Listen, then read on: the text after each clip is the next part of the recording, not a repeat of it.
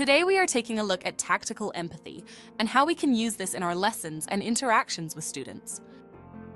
As a teacher, the ability to effectively communicate and connect with students is pivotal. Tactical empathy, a concept drawn from high-stakes negotiation, offers a powerful approach to enhancing these interactions. This method involves actively listening to and understanding your students' perspectives and emotions, then using this awareness to guide classroom dynamics positively.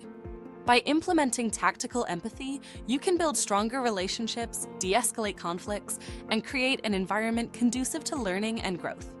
Let's have a quick look at ways to apply tactical empathy in everyday teaching practices. Firstly, tactical empathy helps you understand the student perspectives. Here's an example. Suppose a student seems uninterested or distracted during lessons. Instead of reprimanding them, you might say, "It looks like you're finding it hard to focus today. Is there something on your mind?" This approach shows you care about their well-being and are open to understanding their situation, which can help in addressing any underlying issues affecting their focus. Secondly, it helps build trust. An example of this would be when a student does open up about a problem, respond with affirming statements like, "I'm really glad you shared that with me," to reinforce that you're a trustworthy adult who values open communication.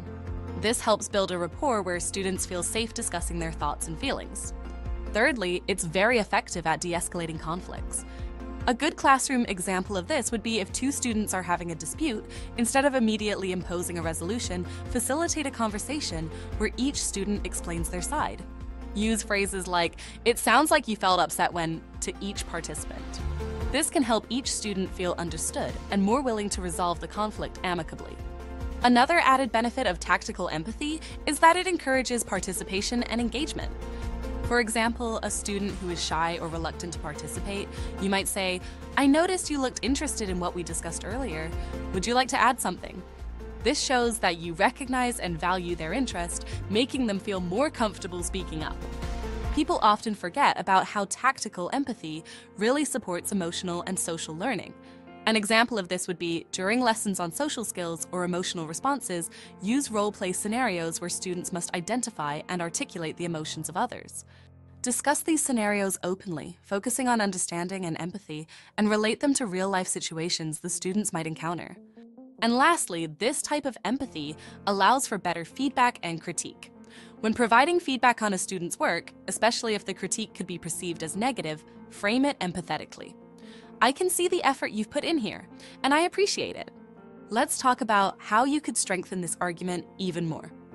This not only softens the blow, but also encourages a constructive view of criticism. By embracing tactical empathy in your teaching, you not only enhance your ability to communicate effectively with students, but you also foster an atmosphere of mutual respect and understanding. As you apply these principles, you'll likely see a positive change not just in how your students engage with you, but in how they engage with each other and the material. If you found this video useful, please like and subscribe to the channel.